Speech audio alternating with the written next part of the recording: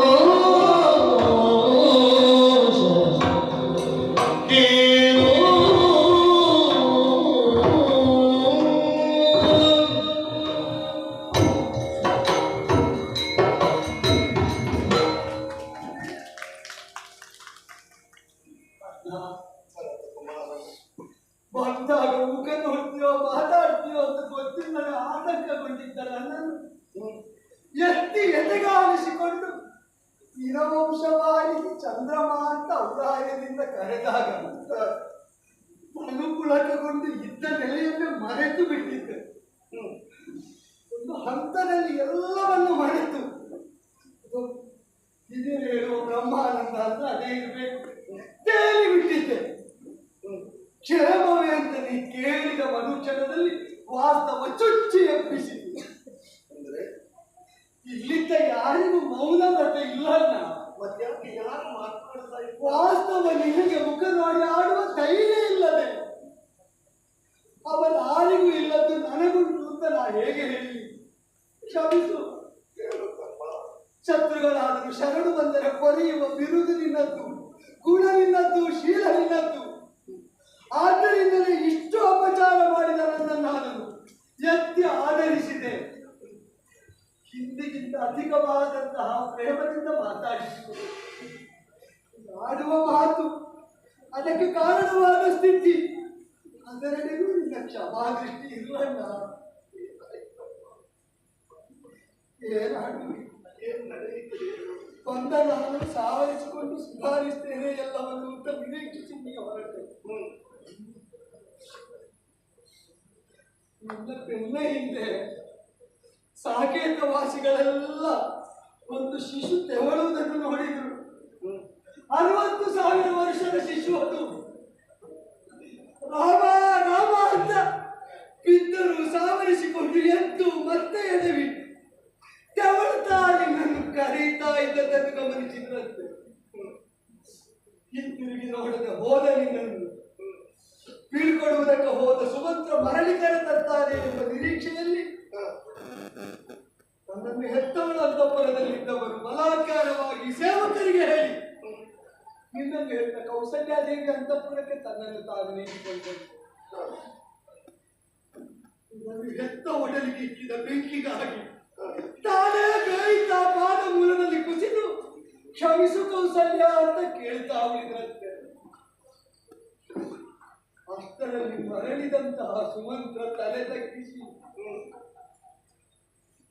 ಅನುಸರಿಸ್ತಾ ಗೃಹನ ಕುಟೀರದ ತನಕ ಬಂದ ಸಾಕೇತ ವಾಸಿಗಳು ಮರದ ಬಟ್ಟೆಗೆ ತಲೆ ಇರಿಸಿ ಮಲಗಿದ ಸ್ಥಿತಿಯಲ್ಲಿರುವಾಗಲೇ ಪ್ರಾತಃ ಕಾಲಕ್ಕಿಂತ ಪೂರ್ವದಲ್ಲಿ ಗೃಹ ಸಹಾಯದಿಂದ ನೀ ಗಂಗೆಯನ್ನು ಉತ್ತರಿಸಿದ ವರ್ತಮಾನದ ಕಥನವನ್ನು ಈಗ ಗೊತ್ತಾಗಿರ್ಬೇಕು. ಪಿತೃವಾಕ್ಯ ಪರಿಪಾಲನವೆಂಬಂತಹ ಶರದಿಯನ್ನು ಉತ್ತರಿಸುವುದಕ್ಕೆ ನಿನಗೆ ತೋರಿ ಸಿಕ್ಕಿದೆ. ಅವನಿಗೆ ಸಿಕ್ಕಲಿಲ್ವಲ್ಲ. ಪುತ್ರ ವಿಯೋಗ ಶೋಕದ ಸಾಗರದಲ್ಲಿ ಮುಳುಗದ ತೇಲುವುದಕ್ಕೆ ಅವರಿಗೆ ದೋಣಿ ಸಿಕ್ಕಲಿಲ್ವಲ್ಲ. ಅನ್ನ ಉಳ್ಳಿಲ್ಲಣ್ಣ, ನೀರು ಬೇಡ ಅಂದರು. 8 ದಿನ ರಾಮ ರಾಮ ಅಂತ ಹೇಳ್ತಾ ದಿನ 9 ಅವರನ್ನು ಕರೆಯುವುದಕ್ಕೆ ಹೋದವರಿಗೆ ಅವರೆಲ್ಲ ಕಾಡುವುದಕ್ಕೆ ಸಿಕ್ಕಿದ್ದು ದಿವಂಗತರಾದವರ ಶವ.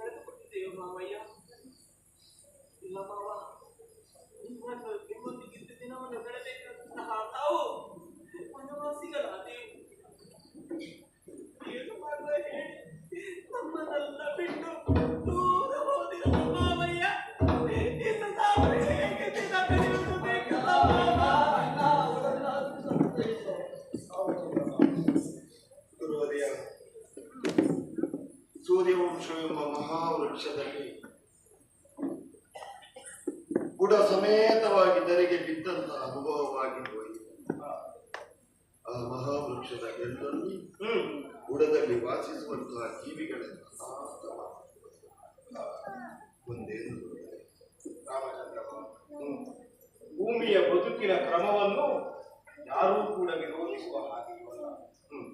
ಆಗಮನ ಹೇಗೋ ಹಾಗೆ ನಿರ್ಗಮನವು ಇಳೆಯಾಧಿಪನಾಗಿ ಮೆರೆದಾಡಿದ ಆತನ ಬಗೆಗೆ ಎಲ್ಲವೂ ಕಣ್ಣೀರು ಹಾಕಲೇಬೇಕಾಗುತ್ತದೆ. ಯಾಕೆ ಒಬ್ಬನ ಸಾವಿನೊಂದಿಗೆ ನಾವು ಸಾಗುವುದಕ್ಕಾಗುವುದಿಲ್ಲ. ಹಾಗೆಂದು ಅವನ ಕೀರ್ತಿಕಾರಕವಾದ ಬದುಕನ್ನು ಆಲೋಚಿಸುತ್ತಾ ಒಂದು ಹನಿ ಕಣ್ಣೀರು ಸುರಿಸಿದೆವು ಅಂತಾದರೆ ಅದುವೇ ನಾವು ಅವನಿಗೆ ಕೊಡುವುದು, ಅದುವೇ ನಾವು ಅವನಿಗೆ ಕೊಡುವ ವಿದಾಯ. ಭೂಪತಿಯ ಅಳಿವು ಸಂಸಾರ ತ್ಯಾಗವನ್ನು ಮಾಡಿದ ನನ್ನೊಳಗಾದ ನೋವನ್ನು ಕಲಿಸಿದೆ ಅಂತಾದ್ರೆ ಅವನ ಯೋಗ್ಯತೆ ಎಷ್ಟು ದೊಡ್ಡದಂತಾಗ. ಹಾಗೆಂದು ಮಾಡಬೇಕಾದ ಕರ್ಮದಿಂದ ನಾವೇ ತಿಳಿಯಬೇಕಾದ ಪ್ರಶ್ನೆ ಇಲ್ಲ. ಖಂಡಿತ ಹಿರಿಯ ಪುತ್ರನಾಗಿ ಔಷಧೈಹಿಕವಾದ ಕ್ರಮದಲ್ಲಿ ನೀನು ತೊಡಗಿಸಬೇಕಾಗಿತ್ತು. ಅಲ್ಲಿ ಆ ಅವಕಾಶವೇ ಲಭ್ಯವಾಗಲಿಲ್ಲ. ಹಾಗೆಂದು ಪಿಂಡ ಪ್ರದಾನಾದಿಗಳನ್ನು ಮಾಡಲೇಬೇಕು. ಬಂದಿರುವಂತಹ ಸರ್ವರಿಗೂ ರಾಜೋಚಿತವಾದಂತಹ ಆ ದಾನ ದಕ್ಷಿಣಾದಿಗಳನ್ನು ಕೊಡದೆ ಹಾಗಾಗಿ ಸಮೀಪದಲ್ಲೇ ಹರಿಯುತ್ತಾ ಇರುವ ಮಂದಾಕಿನಿಯ ನದಿಯಲ್ಲಿ ನಿನ್ನ ಅಪ್ಪನಿಗೆ ಪಿಂಡ ಪ್ರದಾನವನ್ನು ಮಾಡಬೇಕು.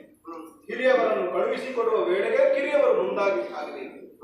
ಹಾಗಾಗಿ ಸೀತಾದೇವಿ ಈ ಕಡೆ ಸೀತೆಯ ಹಿಂದಿನಿಂದ ಲಕ್ಷ್ಮಣನ ಹಿಂದಾಗಿ ಭರತ, ಭರತನ ಹಿಂದಾಗಿ ರಾಮ, ನಿಮ್ಮೆಲ್ಲರ ಹಿಂದಿನಿಂದ ನಾವೆಲ್ಲರೂ ಇದ್ದೇವೆ. ಸಾಗೋಣ ಮಂದಾಕಿನಿ.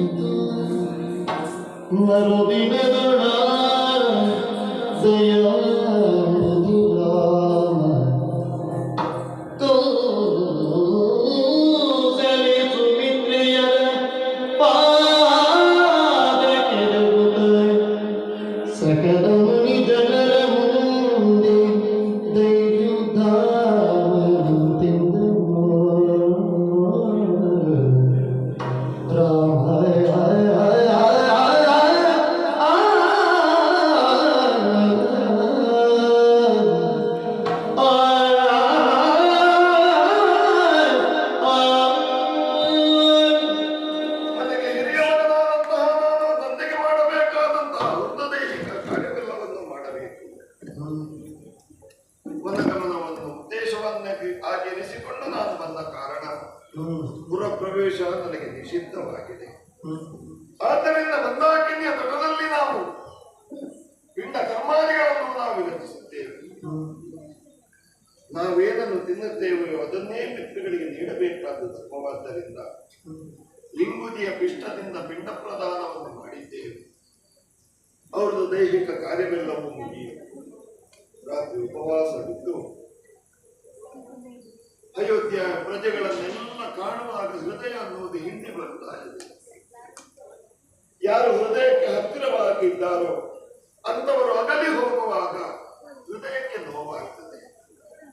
ಆದರೆ ನೋವು ಅದೆಷ್ಟು ದಿನ? ಸತ್ತವರಿಗಾಗಿ ಇದ್ದವರು ಖಂಡಿತ ದುಃಖಿಸಬೇಕು. ಆದರೆ ದುಃಖದ ಅವಧಿ ಅಂತ ಇದೆ.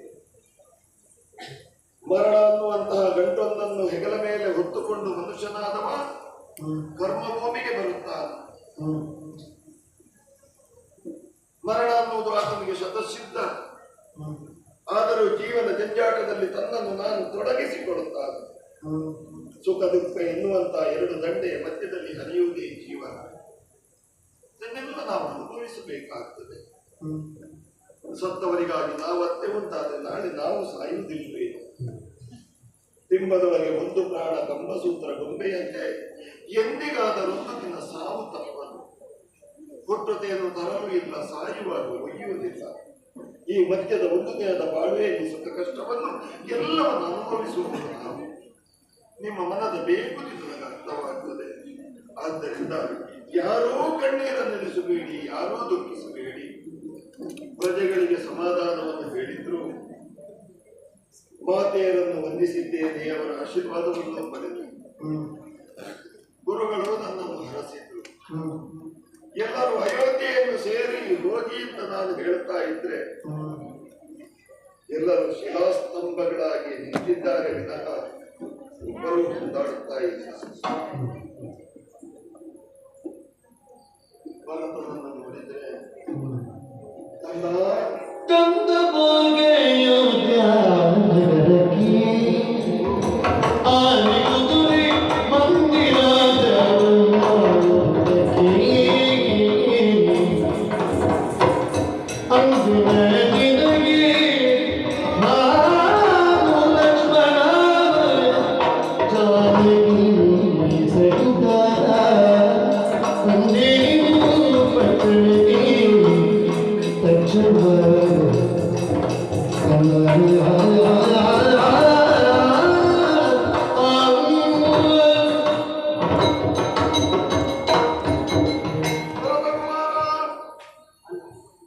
ಅಯೋಧ್ಯೆಯಲ್ಲಿರುವ ಸಕಲರಲ್ಲೂ ಪರಿಪರಿಯಾಗಿ ಹೇಳ್ತಾ ಇದ್ದೇನೆ, ಅಯೋಧ್ಯೆಯನ್ನು ಸೇರಿಕೊಳ್ಳಿ.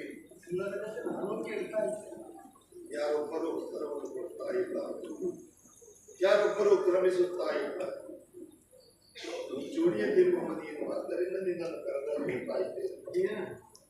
ಕಂದ ಹೋಗುವ ಅಯೋಧ್ಯಾಪುರಕ್ಕೆ ಬರಿದಾದ ಸಿಂಹಾಸನ ಹಾಗೆ ಇರಬಹುದು. ಅರಾಜಕ ಕಥೆಯಲ್ಲಿ ಸೃಷ್ಟಿಯಾಗಬಾರದು. ತಂದೆಯವರು ಆರ್ಜಿಸಿದಂತಹ ಧವಳ ಕೀರ್ತಿಗೆ ಯಾವುದೇ ರೀತಿಯ ಕೊರತೆ ಬರಬಾರದು. ಆನೆ ಸೇನೆ ಮಂದಿ ಮಾರ್ಬಲ ಸಹಿತವಾಗಿ ಅಯೋಧ್ಯೆಗೆ ಹೋಗಿ ತಂದೆಯ ಗಳಿಸಿದಂತಹ ಕೀರ್ತಿಯನ್ನು ನಿಗಂತ ವಿಶ್ರುತವಾಗಿ ಪ್ರಸರಿಸುವುದಕ್ಕೆ ಸಹಕಾರಿ ನೀನಾಗಬೇಕು. ಹೋಗು ಕಂದ,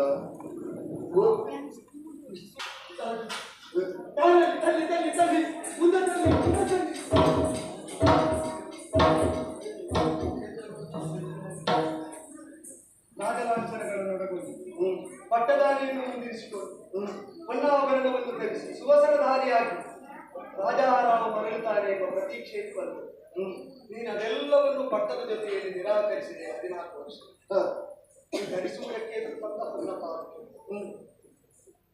ಕಷ್ಟ ಬಂದಾಗ ಓಡಿ ಬಂದು ಹಿಡಿಯುವುದಕ್ಕೆ ಪಾದವೂ ಇಲ್ಲದ ಸ್ಥಿತಿಯಲ್ಲಿ ನೀನೊಮ್ಮೆ ಕಾಲಿಟ್ಟು ಕೊಟ್ಟೆ ಅಂತ ಆಗುತ್ತೆ. ಈ ಪಾದಕ್ಕೆ ಆದ್ರೂ ಇದ್ರೆ ನನಗೆ ಬದುಕಬಹುದಾಗಿದೆ. ಒಮ್ಮೆ ಕಾಲಿಟ್ಟು ಕೊಟ್ಟು ಬಿಡುವುದಾಗಿದೆ.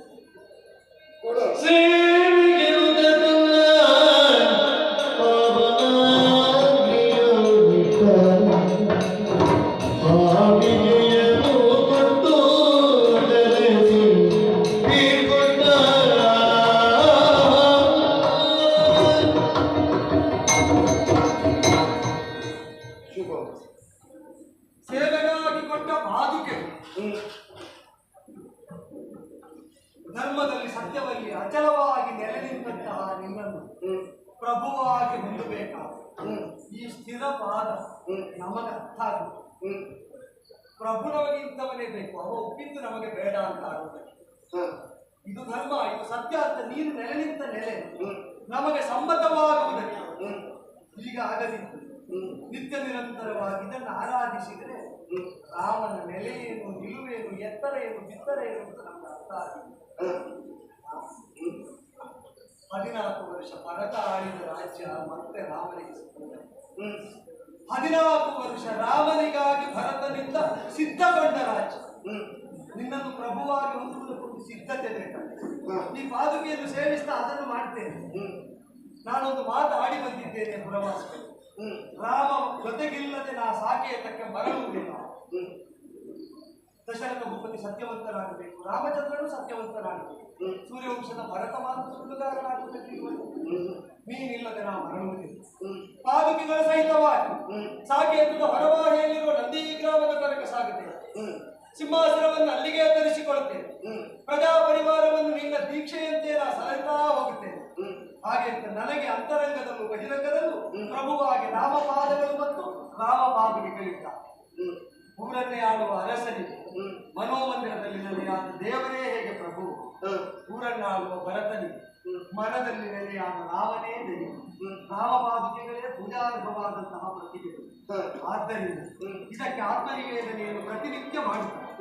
ವೃತ್ತಾಯುಕ್ತತೆಯನ್ನು ನೀನೇ ಪಡೆಯುವಂತೆ ಪ್ರಾರ್ಥಿಸಿ 14 ವರ್ಷ ರಾಮನ ಧರ್ಮಪದದಲ್ಲಿ, ರಾಮನ ಸತ್ಯಪದದಲ್ಲಿ ಅಚಲ ನಿಷ್ಠೆಯನ್ನು ನಿಲ್ಲಿಸ್ತಾ ನಮೋ ರಘುವಂಶ ದೀಪ ಅಂತ ಜಪ ಮಾಡ್ತಾ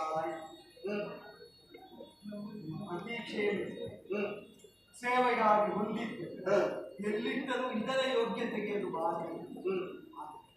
ಸರ್ವತ್ರ ವ್ಯಾಪಕನಾದಂತಹ ನಿನ್ನ ಪಾದಯುಗ್ಮಗಳು ಕಿರೀಟ ಇಲ್ಲದೆ ರಾಜನಾಗುವ ಭರತನ ತಲೆಗೇ ಸರಿ.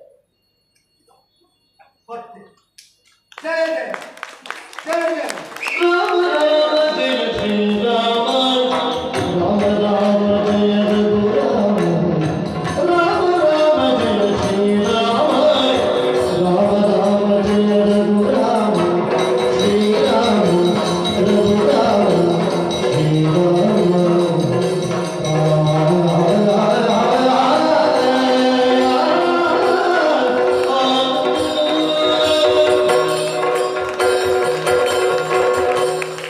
ಭೋಜನ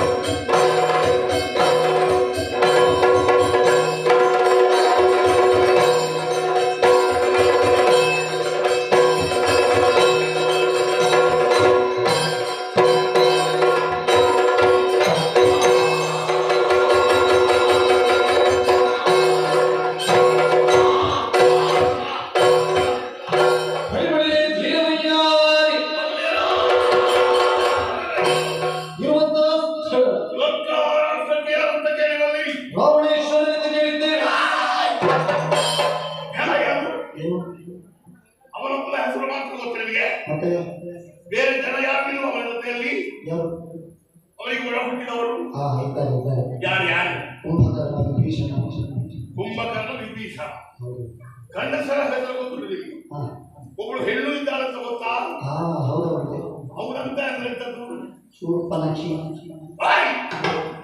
ಶೂರ್ಪನಖಿ ನಿಮ್ಮ ಮೂಗಿನಿಂದ ಬಿದ್ದವಳ ಏನ ಏಕವಚನದಲ್ಲಿ ಕರೆಯುವುದು ಇಷ್ಟವರೆಗೆ ಯಾರು ಹಾಗೆ ಕರೆದವರಿಲ್ಲ ಹೌದು ಈ ಭೂಮಿಯಲ್ಲಿ ಎಲ್ಲಿಯೇ ನಾನು ಹೋಗಿ ಎಲ್ಲರೂ ಗೌರವದಿಂದ ಕರೆಯುತ್ತಾರೆ ಶೂರ್ಪನಖ ದೇವಿ ಓಹೋ ದೇವಿ ಗುಡಿಯಲ್ಲಿ ಮಾತ್ರ ಇರುವುದಲ್ವಾ ದೇವಿ ಹೊರಗೆ ಬರುವುದೇ ಇಲ್ವಾ ಬೇಡ ಶೂರ್ಪನಖ ಅಮ್ಮ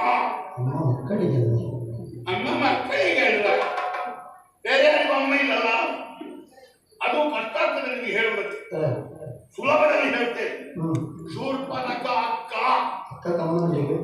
ಅಕ್ಕ ತಮ್ಮಂದಿಗೆ ಅಲ್ವಾ ನಿಮ್ಮನ್ನು ಬಿಟ್ಟು ಈ ಭೂಮಿಯಲ್ಲಿ ಮತ್ತೆ ಯಾರು ಉಳಿಯಲಿಕ್ಕಿಲ್ಲ ಮೊದಲು ನಿಮ್ಮನ್ನು ತಿನ್ನಬೇಕು ಆಮೇಲೆ ಮುಂದಿನ ಬಗ್ಗೆ ಯೋಚನೆ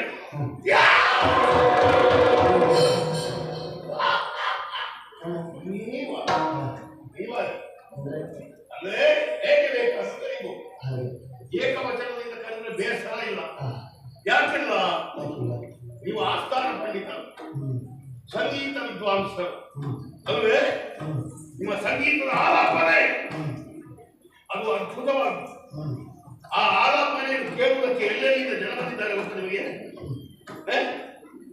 ಗೊತ್ತಿಲ್ಲ ಹೌದಲ್ಲ ಹೌದು ನಿಮಗೆ ಮಾತ್ರ ಯಾವುದು ಗೊತ್ತಾಗುದಿಲ್ಲ ನೀವು ಊರಲ್ಲಿ ಕೂತ್ಕೊಳ್ಳೋದಲ್ವ ಮತ್ತೆ ನೀವು ಅಲ್ವಾ ಬೇಡ ಅಯ್ಯ ನಿಮ್ಮ ಸಂಗೀತ ಇಷ್ಟು ಬೆರೆಯುವುದಕ್ಕೆ ಕಾರಣ ಯಾರು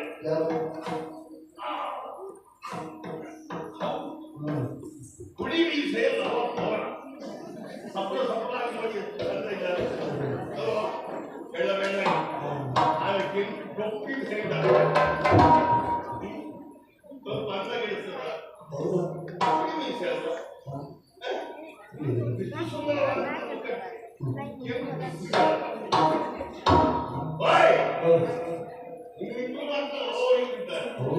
ಅಲ್ವೇ ಪ್ರಾಯ ಪ್ರಬುದ್ಧರು ನಿಮ್ಮ ನೆಲದಲ್ಲ ಮುನ್ನಡೆಸ್ತಾ ಇರುವ ಅಲ್ವೇ ದೀರ್ಘತೆ ಅಜಾನುಭಾವುಗಳು ಎತ್ತರವಾದಂತಹ ನಿಲುಮೆ ಕಿವಿಯನ್ನು ಇಷ್ಟು